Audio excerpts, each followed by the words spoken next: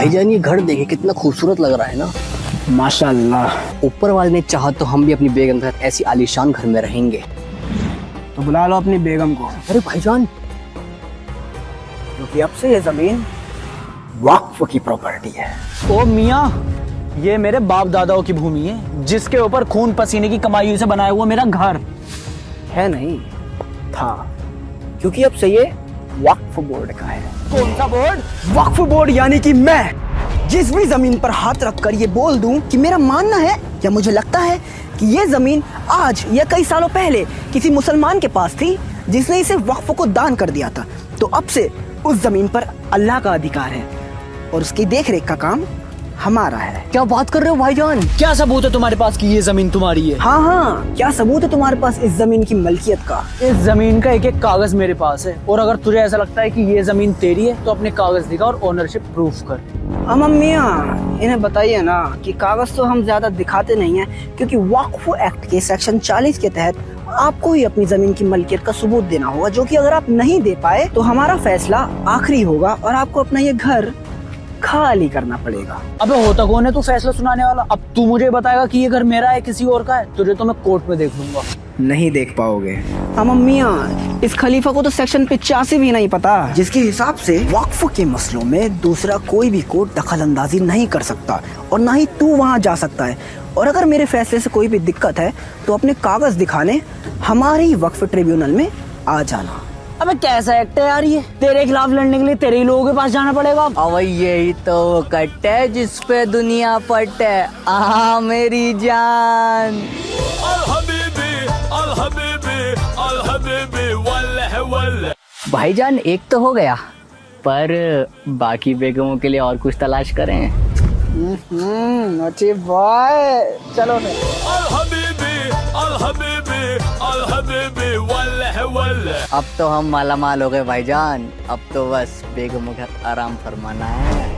अभी कहाँ मियाँ, समय आ गया है मकसद को बड़ा करने का और इसकी शुरुआत होगी दिल्ली सल्तनत से। एक सर्वे के मुताबिक दिल्ली का 77% एरिया वक्फ के अंडर में आता है, जिसमें शामिल है CGO complex check, Jawaharlal Nehru stadium, अगला Delhi high court, Delhi public school, IGI airport. Check. भाईजान दिल्ली सल्तनत तो लगभग हो ही चुका है, अब अगला क्या? तेना इंडिया मंगल वर्ग।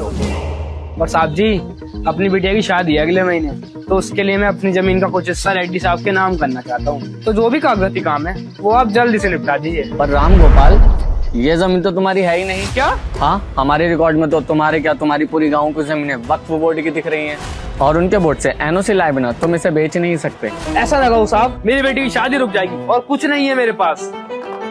तो देखा आपने कैसे इस गांव के लोगों को पता चला कि इनका पूरा का पूरा गांव ही वक्फ बोर्ड के अंदर आता है, वो भी बिना किसी ठोस सबूत के। ऐसा ये किस बिहार में हुआ है जहां पूरे गांव पर वक्फ ने कब्जा कर लिया और 30 दिन में उन्हें उन्हीं का घर खाली करने की धमकी दे रहे हैं। आज की ताजा खबर में जाकिर नाइक का बड़ा बयान कहा, अंबानी का घर भी वक्फ की प्रॉपर्टी पर बना हुआ है। पिछले 10 सालों में वक्फ की प्रॉपर्टीज डबल हो चुकी है, आंकड़े आपके सामने है। एआईयूडीए चीफ बदरुद्दीन अजमल का बड़ा बयान कहा, पार्लियामेंट भी वक्फ की जमीन पर बना है। भारत में रेलवे और आर्मी के आज वक्फ बोर्ड के पास सबसे ज्यादा जमीनें हैं। अबे ओ मुतवल्ली, तेरी कयामत आने वाली है, क्योंकि तेरे वक्फ का वक्त ना खत्म होने को आ रहा है। सरकार एक नया बिल ला रही है जिसमें तुझे अपनी सारी प्रॉपर्टी के कागज दिखाने पड़ेंगे, वरना सरकार उसे छीन लेगी। जबान संभाल कर बोल मियां, अगर ऐसा हुआ तो यूपी में हमारे पास 1,21,000 जमीनें हैं, जिसमें से 1,12,000 के कोई कागज नहीं है हमारे पास, और तेलंगाना में 33,000 में से 90% जमीनें बिना कागज की हैं। तो इसका मतलब तुझे उन सबकी लूटी हुई जमीनें वापस लौटानी पड़ेंगी। एक बार जो जमीन वक्फ की हो गई तो कयामत के दिन तक वो वक्फ ही रहेगी। यही हमारा उसूल है। अपने उसूल की बत्ती बना के दीपक जला ले, क्योंकि इस बिल के एक्ट बनने के बाद चाचा नेहरू की दी गई तेरी सारी असीमित शक्तियों पर लगाम लगा दी जाएगी। कैसी लगाम? मम्मी यार, तुझे तो वक्फ अमेंडमेंट बिल 2024 के बारे में कुछ पता ही नहीं है। पहले जैसे तू किसी भी जमीन को वक्फ बोर्ड के बता देता था बिना किसी लीगल डॉक्यूमेंट के, वो पावर अब तुझसे छीन ली जाएगी।